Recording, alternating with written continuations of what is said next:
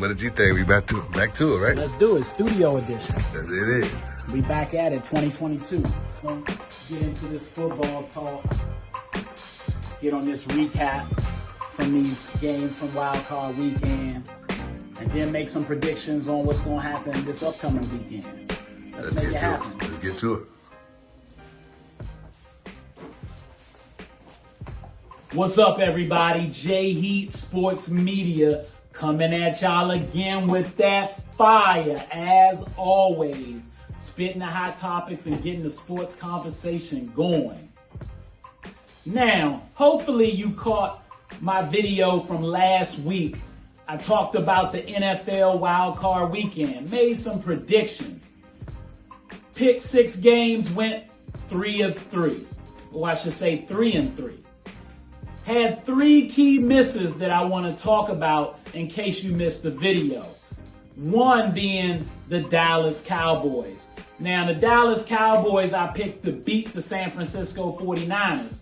I was rooting for Dak, even though I'm from the Washington area and definitely am not a Dallas Cowboy fan. But seeing the brother as the leader of America's team coming off an injury from the year before, I was hoping they could at least get a win, maybe 2. I was wrong. A lot of people that picked the upset in that game was correct. And the 49ers deserve all the credit. Kyle Shanahan outcoached McCarthy.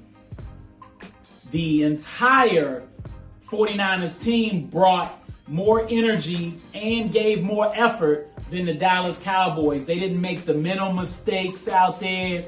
At least not as many as the Cowboys was making. Jimmy G did what was asked of him, even with his overthrows and a few misses in the game. Debo was Debo, did his thing. They had some injury issues toward the end of the game. Hopefully those guys can get back. But the San Francisco 49ers deserved that W. And the Cowboys, like every year, they back home. Man. Now, the Buffalo Bills Mafia was in full effect last weekend. Now, your boy, if you saw the video, picked the Patriots. I was expecting Bill Belichick to come with his knowledge and experience, having his defense back that he had lost the season before due to the COVID protocols.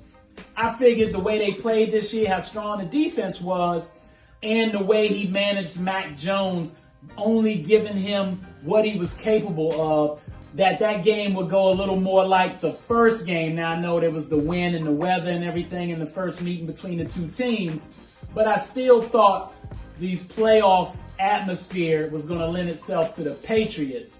What I didn't know was Bills Mafia, Josh Allen, the Buffalo Bills defense, which is one of the best in passing D.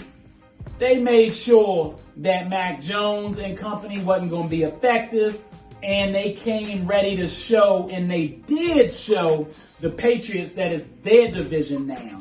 And the Patriots got to take it back, ladies and gentlemen. So congrats to the Buffalo Bills. They did their thing. Now, my only other miss, and I guess we technically got to call it a miss, the Pittsburgh Steelers. I picked them to beat the Chiefs. Now, we saw the Chiefs be up and down this year. Patrick Mahomes was trying to figure out how to get his mojo back. Throwing picks to the other team. Doing a little too much showboating out there with his going across his body at times. Those passes that he used to get through, now guys getting their hands up. Even if they don't get the interception, you get the pop-ups and things like that, which has made it difficult. And he has to learn, which I think in the offseason he'll do a better job of correcting that. When you're in the middle of the season, you kind of got to stick with what got you there. So he's been doing that. But I thought with it being Roethlisberger's last game, potentially, Tomlin, the way he can inspire his troops, I thought they was going to lay it all out on the line for Ben and get it done, and an easy game for the Chiefs to overlook. That being said, Patrick is my favorite player in the league. As I said, I'm in support of the black quarterbacks. And I didn't want to jinx them, kinda. So if you saw the last video, I said I wouldn't be mad if the Chiefs got the job done, and they did. But I was wrong, Teddy. So that brings us to this week's games. We in the divisional round now. Remember, only one team had a bye. I would like to say with the remaining teams that we got in these playoffs, I can't find a weak soul left. And the first one I want to get into is the first one of the weekend. Tennessee Titans versus the Cincinnati Bengals. Joe Burrow. They're calling this man Joe Cool already. That was Joe Montana's nickname. And he deserves some praise for his play, his poise, and he's been doing a good job. Who would have thought the Bengals would be here right now? But if you've been watching them this season and watching Joe and Jamar Chase, the way he lit up my Chiefs, you definitely know they for real. However, Tennessee has been resting. They've earned the 1 seed, and most importantly, they're at home. I expect their front four to get to Joe Burrow and make matters rough for him. He's a little mobile, but I think that the Tennessee Titans defense is going to put a lot of pressure on him. That crowd is going to come into play. Derrick Henry's supposed to be involved. Tannehill deserves more credit sometimes than he gets. And as long as he has a good balanced attack and it's a well-coached game, I think we should go with the Titans on this game. And I'm taking the Titans by 6. I think it'll be a tight game, but the Titans should pull it out and advance to the next round. Now, the next game on the list, the 8:15 Green Bay Packers are playing the San Francisco 49ers. Now, there's a reason they set these games up this way if you haven't noticed before. The 8:15 game in Green Bay, it's going to be freezing out there. And that's what Green Bay wants. Aaron Rodgers with that nice arm he got, he can cut through the wind if he need to, and he's used to playing at Lambeau, obviously. So, to their advantage, home field and a night game, San Francisco coming from California where it's nice and warm, you might think that they might not be able to get it done. However, first of all, Aaron Rodgers, they compare him to Tom Brady, Peyton Manning, Joe Montana, these type of guys. He only been to 1 Super Bowl, folks. So let's start with Brett Favre, who's been to multiple Super Bowls in a Packers uniform. We ain't seen that out of Aaron yet. He's got to chase that first, and he really not only needs this W, but needs to get to the Super Bowl, at least get there. Or we're going to have to start questioning his leadership, his ability to get guys to buy in and give the effort they needed, and then his own talent and fortitude in the games to push through and make sure it happens come hell or high water, get the W. I'm here to tell you I don't think that's going to happen. I think the San Francisco 49ers team, their game travels. The running game will be ready to go. Jimmy G, since 2016, has a better winning percentage than your man Aaron Rodgers. So we're going to have to see what happens. I really don't think that they're going to be able to get it done against San Francisco, especially if their defensive injuries are ready, if those players come back and they're ready to go. I think the balanced attack, their ability to get to the quarterback, even though Aaron Rodgers can move in the pocket, as you saw last year when he didn't go for that first down, he doesn't in those big moments always like to go and get the play when he needs to. He's usually buying time for his receivers to get open. They got all the talent in the world in Green Bay. They got the running game, 2 backs now, and wideouts for Aaron Rodgers. There's no excuses. They should win the game. I'm here to tell you they're going to lose. Jimmy G going to play well, and we're going to have to start looking at Aaron Rodgers and wondering, what's up, man? Stephen A. said you that bad man. 4, 3, 2, and action. Now, Sunday's games, the big dogs are coming out. We got Tom Brady in Tampa Bay, as Skip Bayless likes to say. And then we've got the LA Rams get ready to play. They done upgraded from Jared Goff with your boy Matthew Stafford. He showed in his last game that he can manage the game without having a lot on his shoulders. But if you haven't seen this guy, even in Detroit, when he didn't have a great team, but he definitely can sling that ball around the field. Matthew Stafford and his emotional intelligence. His coach said he has the best emotional intelligence of any player he's seen. For those that don't understand what that is, his ability to understand the moment, to not let the pressure get to him, to keep everything focused. And when your quarterback can do that, it helps the whole squad, the whole room. You're going against the GOAT in most people's eyes. Now, their defense showed up well for Tampa Bay last week, showed up well for them in the last playoff run. When you got Tom Brady as your quarterback, the whole squad feels like they can win. And then Tom not going to make many mistakes. He's going to tell you where you need to be.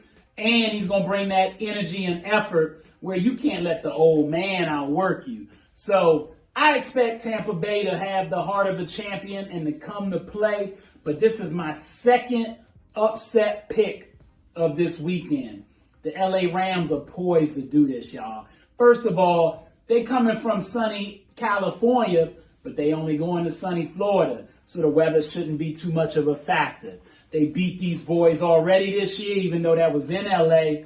But Tom Brady being a pocket passing quarterback, they can't be successful when they on their back. My guy Von Miller, Aaron Donald, and the rest of the crew, I expect them to get pressure on Brady. I expect him to be looking all over the place, hearing those pitter-patter of those feet. It's going to be tough. And they're just loaded. Secondary for the Rams can go. Their offense, OBJ got something to prove. They drug tested my man this week. I guess he did so much last week. They need to make sure he ain't on PEDs. They're going to have to do it again this week, probably too. Plus his man Cooper Kupp, who had the best season in the league statistically. And didn't I mention Matthew Stafford? Not to mention you talking about a Rams team coached by McVay, who's been here, done that, and has been to a Super Bowl run. I think this is poised. They put this team together for this moment. Tom Brady, as great as he is, going to lose a close one here. I'll go 35-28. The Rams win this game.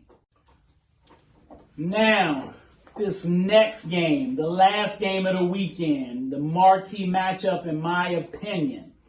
The Chiefs versus the Buffalo Bills. Bills Mafia are going to be in full effect in Kansas City.